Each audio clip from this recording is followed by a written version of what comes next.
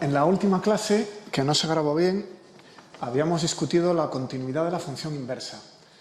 Para terminar el capítulo tenemos que ver un teorema de Bolzano y otra Weierstrass que tienen que ver con funciones continuas. Pero antes, para calentar, voy a aprovechar para definir el límite en infinito. Tenemos que ser capaces de tomar límites cuando x tiende a más menos infinito de una función en x. ¿Esto qué es? Bueno, entonces gráficamente tenemos una función que para x arbitrariamente grande se va a acercar arbitrariamente a un cierto límite que voy a llamar L. ¿Vale? L es el valor de la ordenada.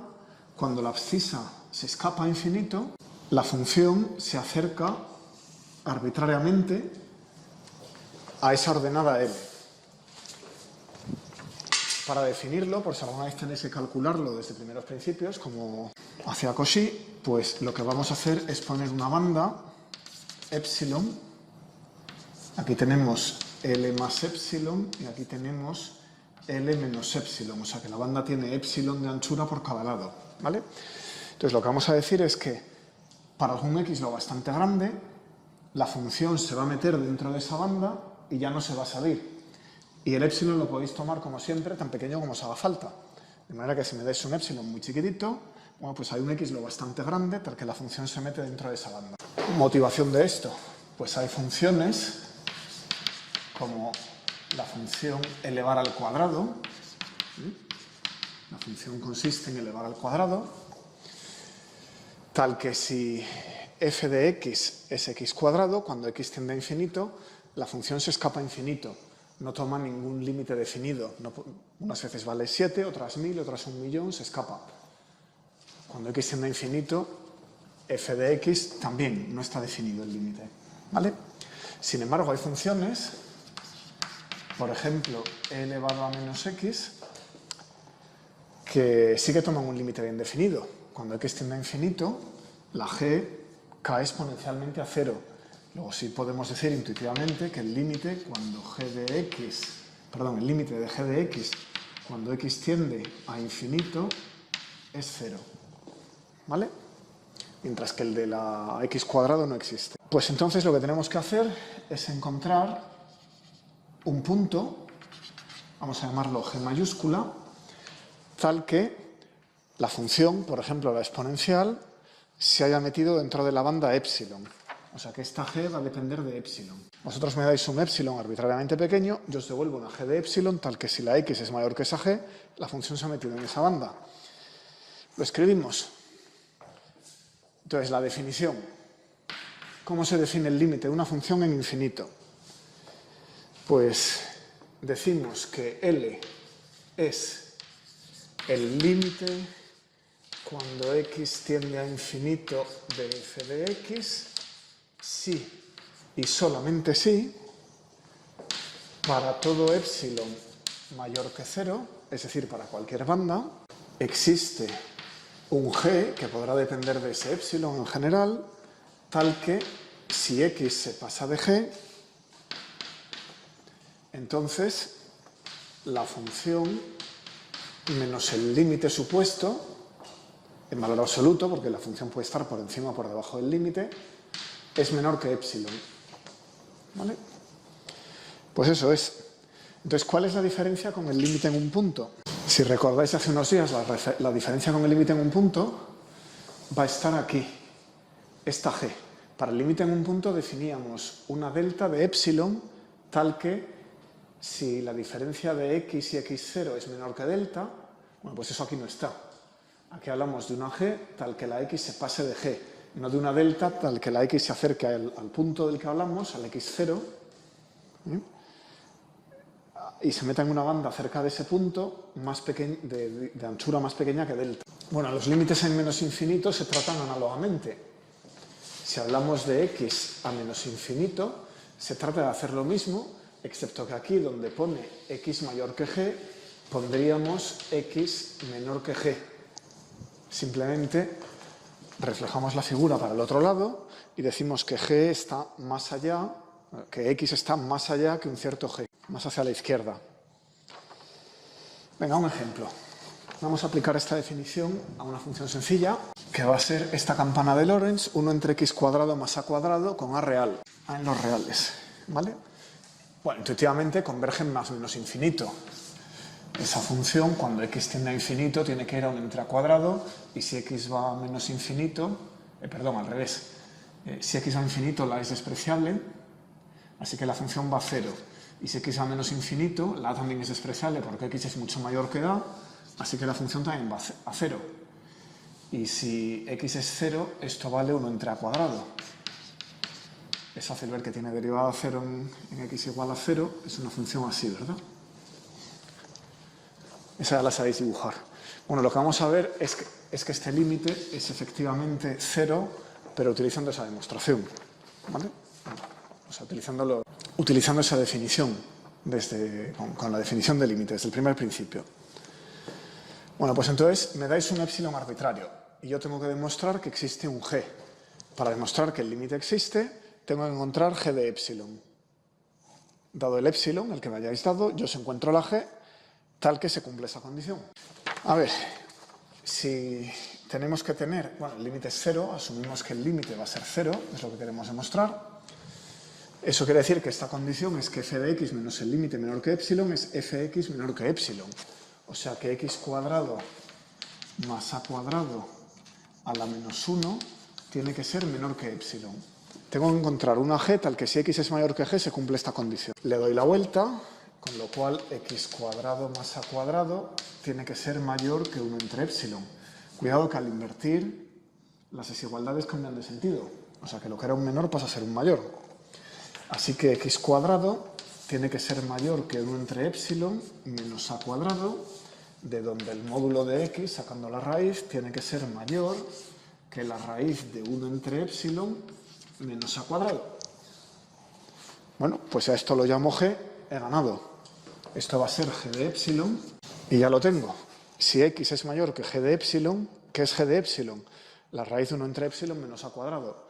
Inmediatamente se cumple esta condición. Así que se cumple esta condición, así que la definición de límite es correcta y la L, ¿dónde está la L? Aquí. La L es 0 en este caso, es el límite. ¿Vale? Bien, por ejemplo, si me dais épsilon igual 0,001 y a igual a 1, la función con a igual a 1, y me decís que épsilon es 0,01, lo meto aquí. Y g de épsilon es la raíz de 999.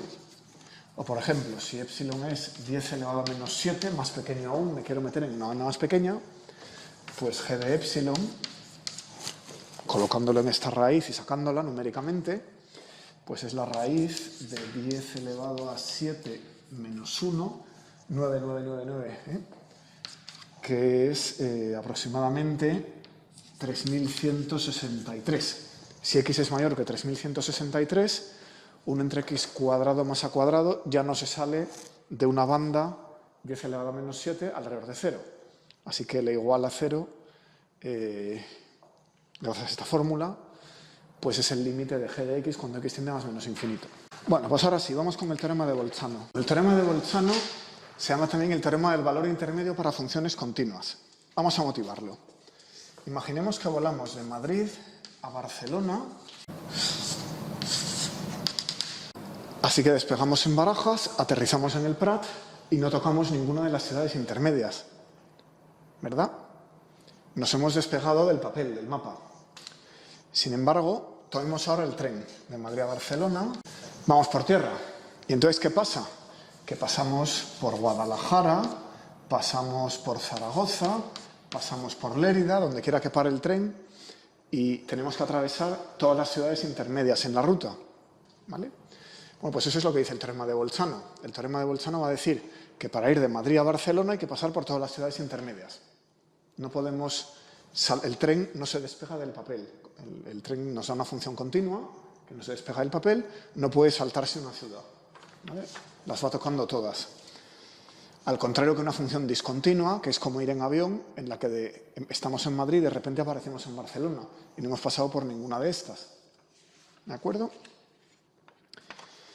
Así que el teorema de Bolzano, de manera intuitiva, dice que las funciones continuas toman todos los valores intermedios. Bueno, pues vamos a enunciarlo. Entonces, formalmente, dada una función con preimagen en el intervalo AB e imagen en los reales, ¿vale? Que es continua. Y AB es un intervalo cerrado y acotado. Es decir, la función es continua en un intervalo cerrado y acotado.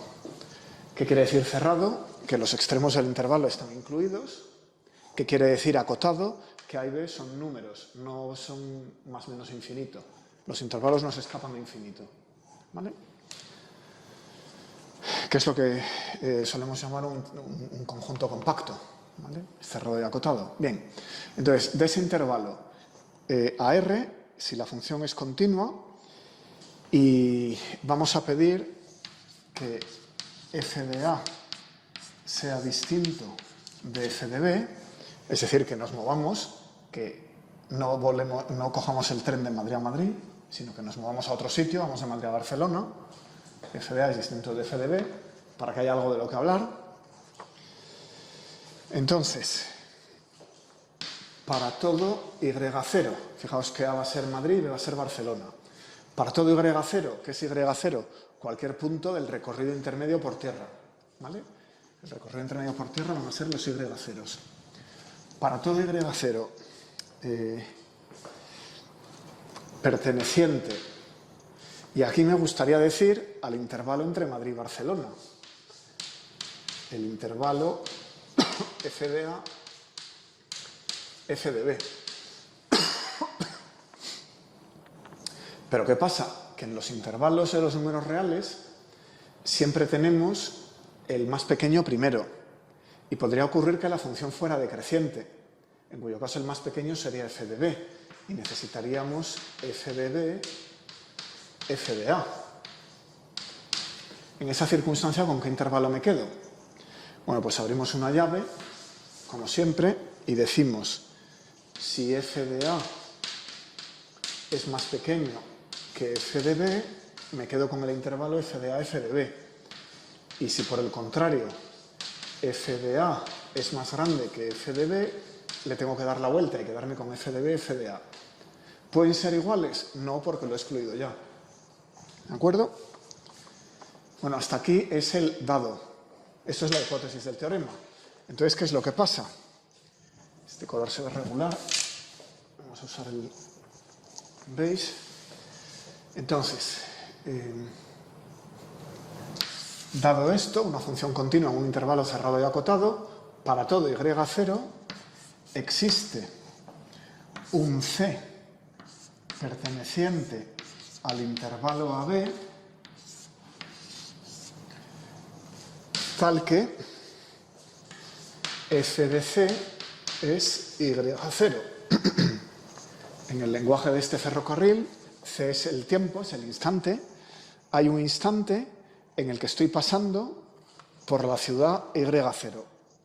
Porque como no me puedo despegar del mapa, voy pasando por todas ellas. En algún momento habré pasado por cada una.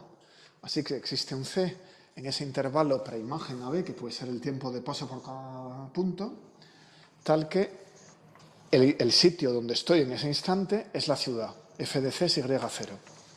¿Se entiende? Bueno, pues la demostración es muy educativa y se usa mucho en informática. Así que vamos a escribirla rápidamente. El método se llama método de la bisección.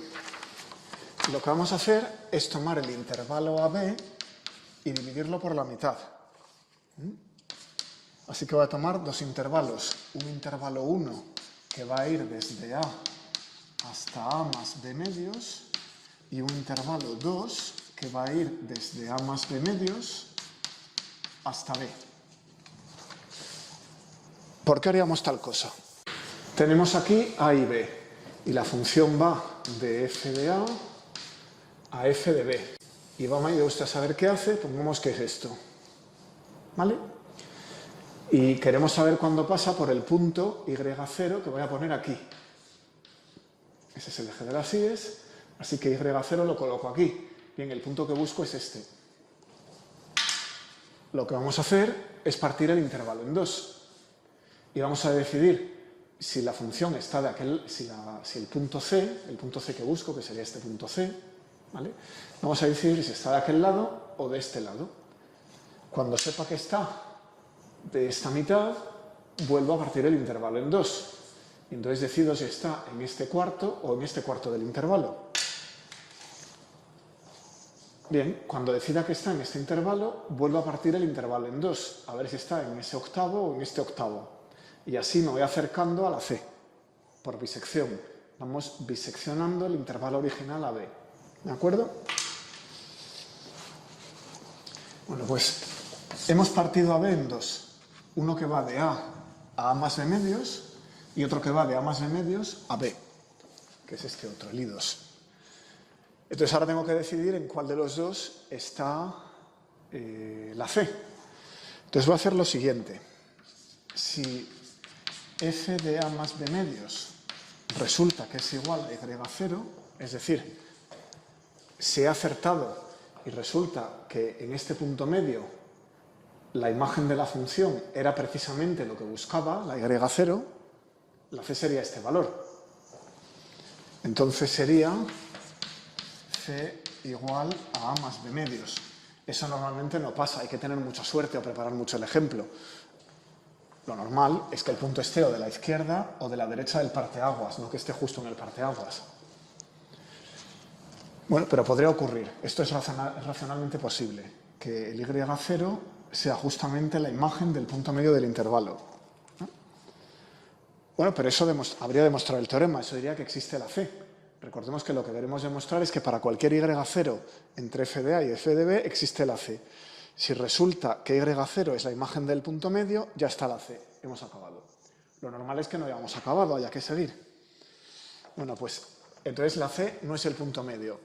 Así que o está en la mitad de la izquierda o en la mitad de la derecha. Bueno, voy a asumir sin pérdida de generalidad que la función es creciente, que es tal como la he pintado aquí. Que empiezo en A, voy a B y la función sube. Y de f de... Bueno, no tengo realmente que asumir que es creciente en todo el intervalo. Basta con asumir que f de A está por debajo de f de B. Pudiera ser que la función aquí se diera una vuelta y luego volviera a subir. Siempre que este punto esté por debajo de aquel. ¿Vale? ¿Por qué digo que no hay pérdida de generalidad?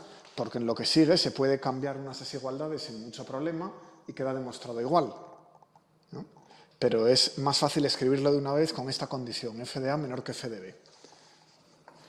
La función creciente es un ejemplo. Por ejemplo, una función creciente satisfaría esta condición, pero no es obligatorio que sea creciente, ¿vale? Bueno, pues entonces ahora vamos a ver. Sabemos que el punto que busco, el C, no está en el punto medio. Puede estar a la izquierda o a la derecha.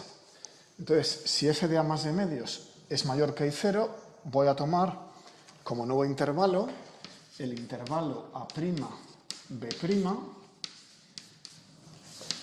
como el A más B medios. Es decir, me quedo el intervalo de la izquierda. Por el contrario, si f de A más B medios es más pequeño que Y0, es que voy a estar del lado derecho. Entonces voy a tomar A', B' como A más B medios B. ¿Vale? Y entonces, lo que quería demostrar antes es que había un C que estaba en el intervalo AB. Y ahora, según cuál de estas condiciones, lo que quiero demostrar es que hay un C que está entre A más B medios B o entre A más B medios. Bueno, pues ahora repito la disección. Vuelvo a partir el intervalo y...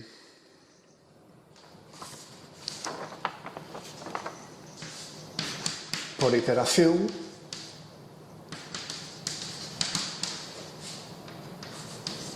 obtenemos una secuencia de intervalos que son como las muñecas rusas. Hay un intervalo más pequeñito metido dentro de cada uno de los anteriores que tienen longitud el doble. ¿Vale? Repetimos la bisección. Bueno, entonces, ¿qué puede pasar? ¿Qué posibilidades hay? La primera es que en alguna de las bisecciones vayamos y acertemos con el Y0. Resulta que la C corresponde a una de las bisecciones, ¿vale? Entonces, en ese momento, si f de a en la bisección enésima sería an más bn partido por 2 es igual a y0, pues entonces an más bn dividido por 2 sería la c. Esa sería la c buscada. Sería uno de los puntos en los que he diseccionado, pero no tendremos tanta suerte. Lo normal, lo aplastantemente más probable, porque hay muchos más números irracionales que racionales, es que no sea capaz de encontrarlo en uno de los pasos intermedios, sino que tenga que seguir hasta infinito. Haya que continuar diseccionando y lo único que tenga es una serie de aproximaciones sucesivas a ese punto, ¿vale? Lo normal es que no se cumpla la propiedad 1. Entonces, ¿qué me da este método? Si sigo diseccionando, ¿qué es lo que obtengo? No obtengo la c directamente.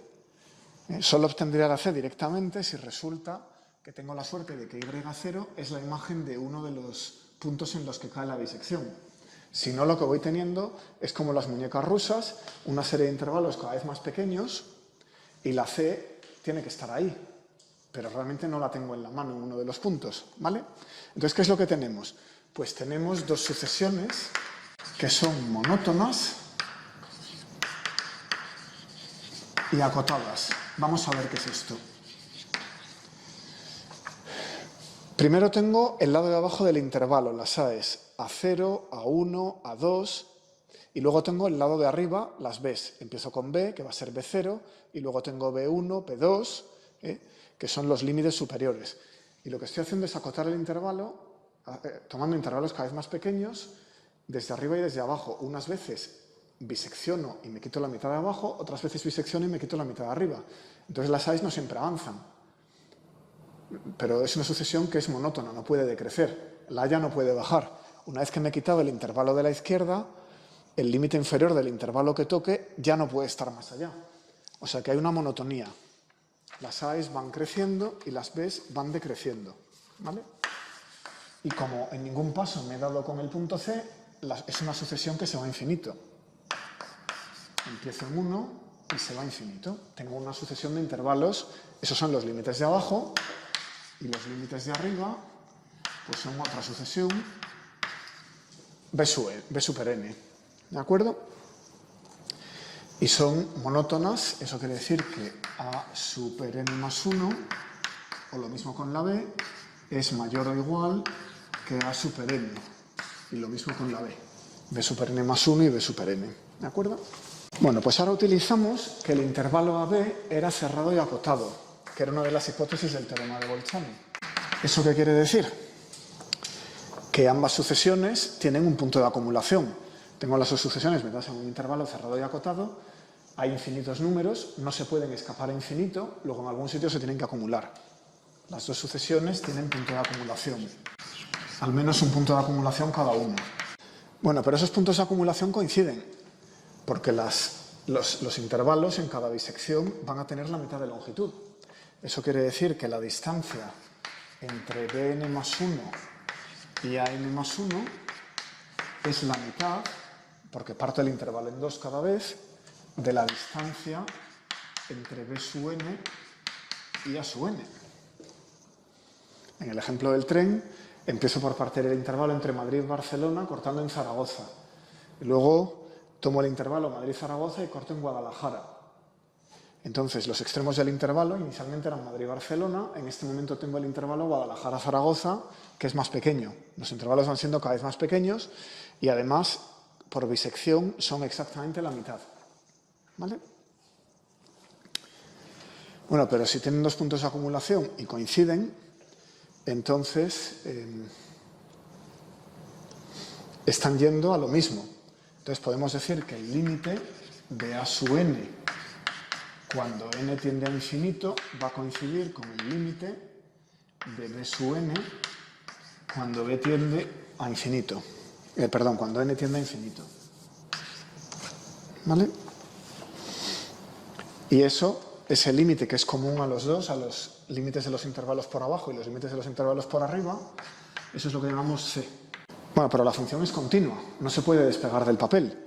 Entonces, si la x, si tomo como sucesión de las x las a's, empiezo aquí y voy tomando las a's como sucesión de las x y tienden a c, pues la imagen de la función tiene que ser la imagen de c por ser continua.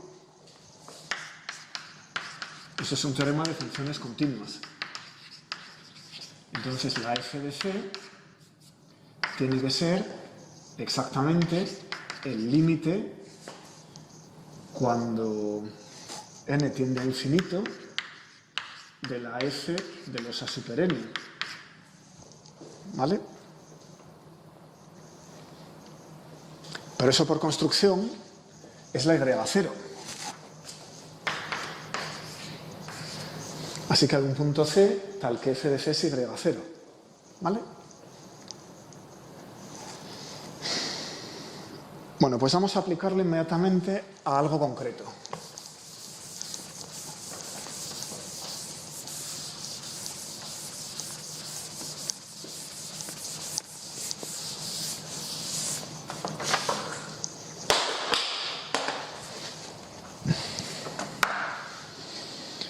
Bueno, he usado por ahí, no lo he dicho, que si tengo un intervalo cerrado y tengo una sucesión monótona creciente con un punto de acumulación, ese punto de acumulación es el límite. Debería haberlo dicho. Vale. Aplicación. Tenemos una ecuación que queremos resolver. Y quiero garantizar que existe una solución en un cierto intervalo. Entonces, por ejemplo, pruebe que la ecuación x cubo menos x cuadrado más 1 igual a 0, es una ecuación polinómica, tiene alguna solución en el intervalo menos 1, 0. Bueno, pues esto es muy sencillo. A todo esto lo llamamos f de x, es un polinomio, así que es una función continua, porque es una composición de funciones continuas.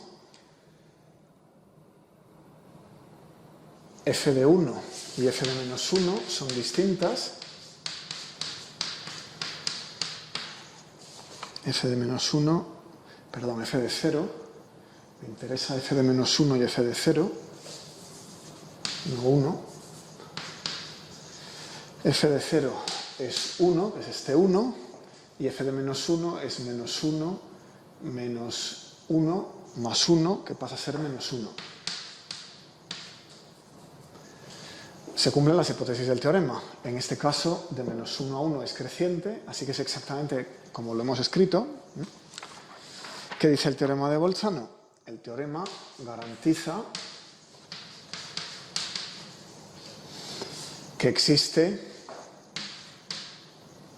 como esto va de menos 1 a 1, que incluye 0, 0 pertenece a menos 1, 1. En el lenguaje de la demostración del teorema, este 0 sería y0, que es esto.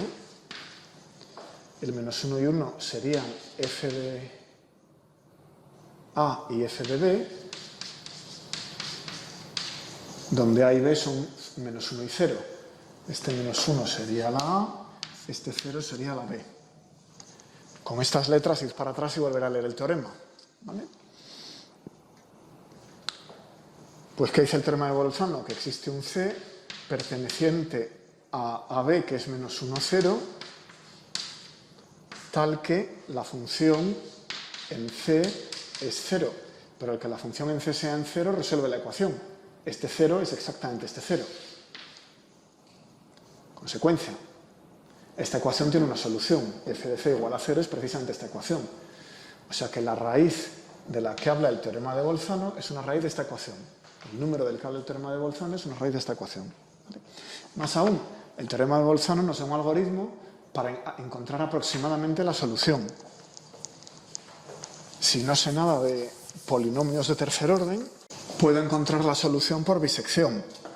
Digo, venga, el A0 va a ser menos 1 y el B0 va a ser 0.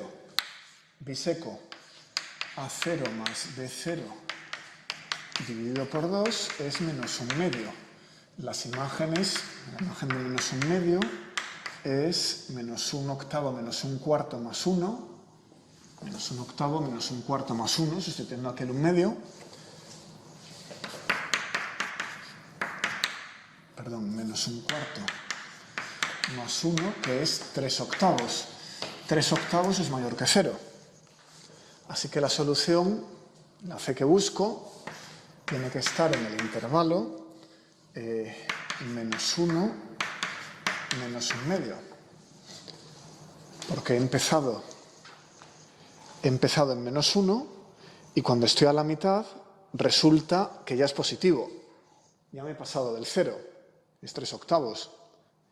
Estoy más cerca de 1 que de menos 1. Eso quiere decir que el punto C está en la mitad de abajo. Está entre menos 1 y menos 1 medio. No entre menos 1 medio y 0. Entre menos 1 medio y 0 tengo los positivos, ¿no? Vale, la solución de la que habla Bolzano es entre menos 1 y menos 1 medio. Bien, sigo. Entonces a estos los llamo A1 y B1. A1 es menos 1 y B1 es, ¿qué he dicho? Menos 1 medio.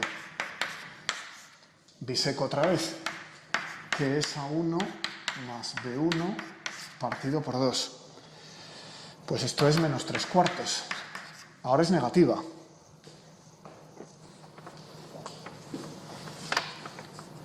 Momento, hay que calcular la f. F de menos 3 cuartos, esto es lo que resulta... No, eso es positivo, de hecho es 0,016, metiéndolo en este polinomio, sustituyendo menos 3 cuartos allí, da 0,016, que sigue siendo positiva. Así que me tengo que volver a quedar la mitad de abajo. Me tengo que quedar entre menos 1 y menos 3 cuartos. Así que A2 es menos 1 y B2 es menos 3 cuartos. Bien, probad vosotros la siguiente. Bisecad, metedlo en el polinomio, sacad la imagen y veréis que el siguiente es A3 igual menos 0,875, ya voy a pasar a notación decimal, y B3 es menos 0,75. Aquí lo que pasa es que la imagen del punto medio resulta que ya es negativa, es menos, ¿cuánto es? Menos 0,43. Por eso, en lugar de volver a quedarme la mitad de abajo del intervalo resultante, me quedo la mitad de arriba. Y por eso en A3 ya finalmente me despego de menos 1. ¿Vale? Así que el teorema de Bolzano dice que hay una solución entre estos dos números. Si iteráis una vez más, A4 es menos 0,8125 y B4 es menos 0,75, sigue ahí quieto. Así que ya sé que tengo una solución entre menos 0,75 y menos 0,81.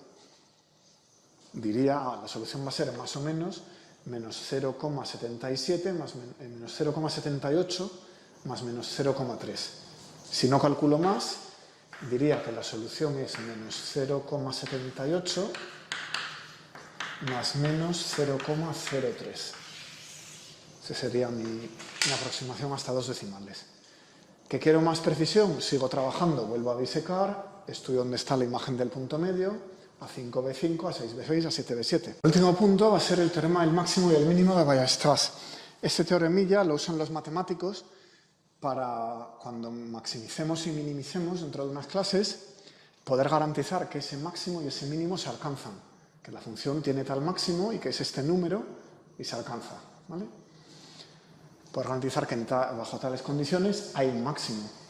Bueno, ¿cuándo se puede hacer esto? Vamos a poner un ejemplo. Pensemos en la función f de x igual a 1 partido por x. Como sabéis, es una hipérbola, tiene por asíntotas los dos ejes cartesianos, y si la tomo en cero hasta infinito, no tiene un máximo ni un mínimo. ¿Por qué no tiene máximo? Porque si me dais cualquier número, 7000, pues siempre puedo encontrar una x lo bastante pequeña para que la función valga más de 7000. Decidme qué número es el máximo, ¿1 millón? No, siempre hay un número lo bastante pequeño, tal que su imagen es más grande que 1 millón, diverge. No se alcanza un máximo. Y lo mismo por aquí, no se alcanza un mínimo. Es decir, el mínimo será 0. No, 0 no se alcanza. F de ningún número real es 0. 0 es una cota inferior a la función. De hecho, es la mejor de las cotas inferiores, es el ínfimo, ¿vale? Pero no es un mínimo, porque no se alcanza. La función no toma ese mínimo. Sin embargo, si agarro esta función y la evalúo en el intervalo 1, 2, sí que tiene un máximo, que es f de 1, y un mínimo, que es f de 2. En este caso, el máximo y el mínimo están en los extremos del intervalo, ¿vale? O sea que no alcanza esta función máximo ni mínimo en 0 infinito, pero sí, si definimos la función en el intervalo cerrado 1, 2. Este 0 es abierto. La función no está definida en 0. Eso. Y en este caso el máximo sería la imagen de 1, que es 1, y el mínimo sería la imagen de 2, que es 1,5. ¿Vale? Bueno, pues ya puedo enunciar el teorema. ¿Qué dice el teorema del máximo y el mínimo de Weierstrass? Si tenemos una función de un intervalo cerrado a b, como el 1, 2 aquí, a los reales, y la función es continua, es decir, si f en este intervalo es continua, y AB, fijaos que es cerrado y acotado, es un compacto. A y B son dos números reales, no son infinitos, son dos números de verdad, y incluimos los extremos. A y B están incluidos en el intervalo, así que es cerrado. ¿De acuerdo? Igual que como hemos asumido antes para el teorema de Bolzano, esta hipótesis es la misma que en el teorema de Bolzano. Excluimos infinito e incluimos los extremos del intervalo.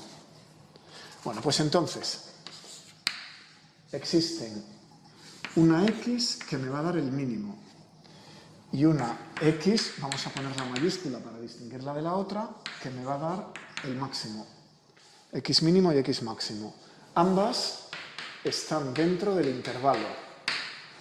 Lo que estamos haciendo es decir, entre 1 y 2 hay un par de números que, claro, en este caso van a coincidir con el 1 y el 2.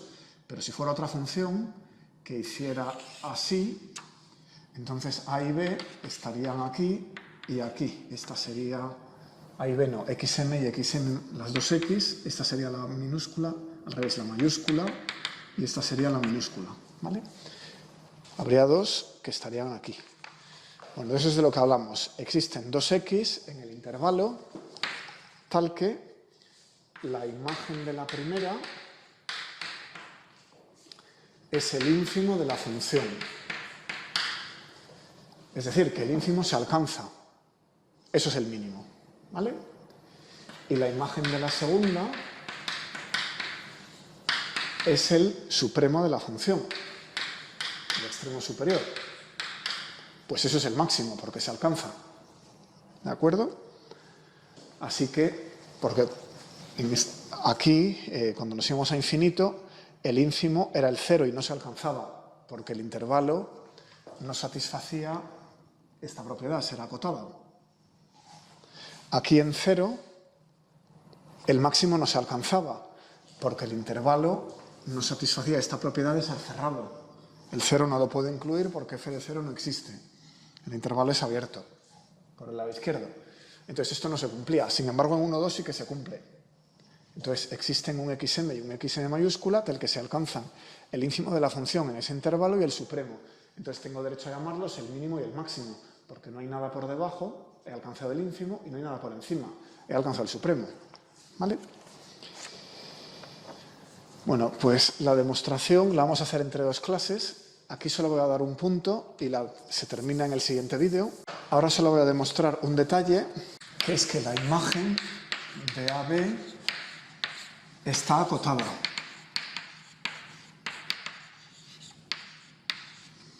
Es decir, que la f en el intervalo AB no se puede ir a infinito ni a menos infinito. Y el resto de la demostración lo dejo para el siguiente vídeo.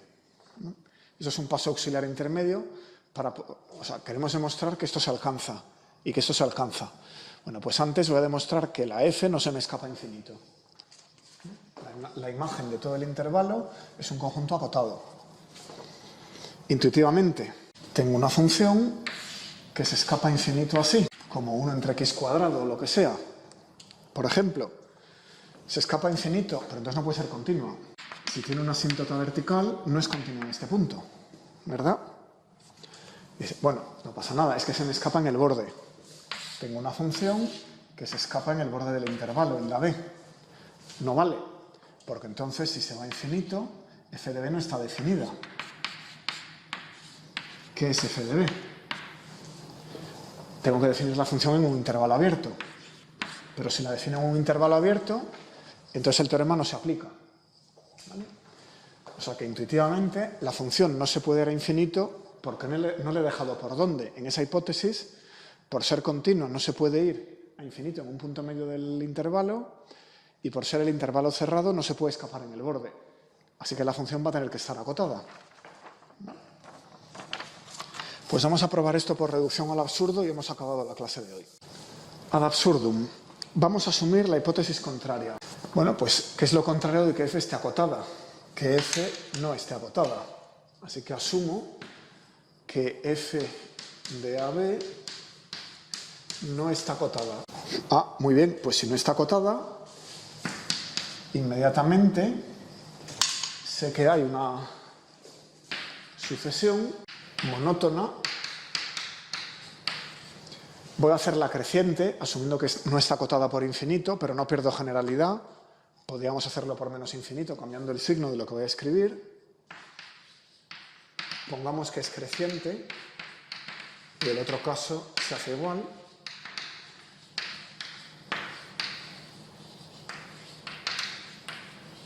Es decir, o bien es creciente, o bien se me escapa menos infinito, entonces es decreciente, ¿vale?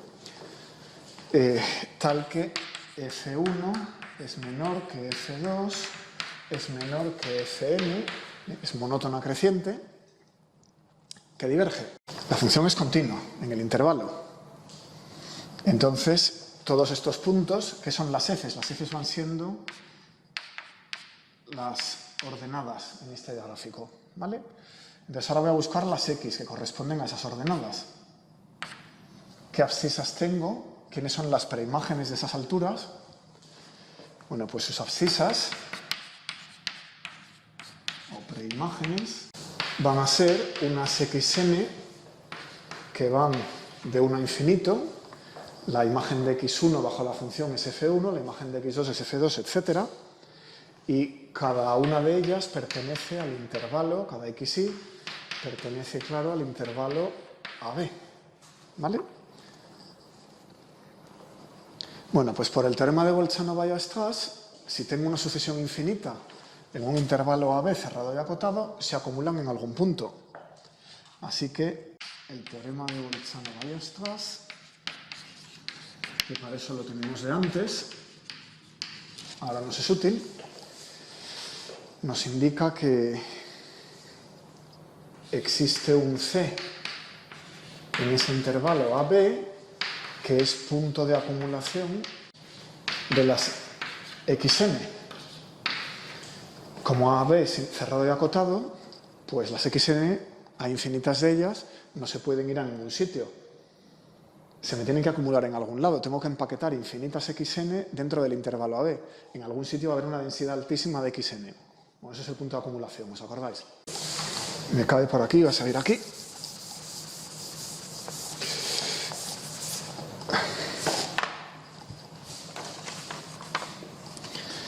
Bueno, ¿qué es el límite cuando x tiende a c de f de x? ¿Ese límite existe? No, porque las f se me van escapando a infinito. Así que según las x se acerquen a c, a su punto de acumulación, algunas de las f se me están escapando a infinito. Este límite no existe. Pero c es un punto en AB, ¿vale? Pues esto es una contradicción, porque hemos dicho que la función era continua. Una función continua, cuando x tiende a c, tiene por límite de f de x precisamente f de c, porque c está en el intervalo de continuidad asumido. O sea que esto es una contradicción, algo hay mal.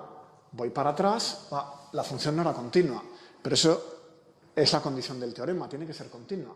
Lo único que puedo tirar es esta hipótesis contraria que he hecho, que f de AB no está acotada. Pero esta hipótesis y entonces tengo que aceptar obligatoriamente que f de AB esté acotada, ¿vale? Y esto continúa en la siguiente clase.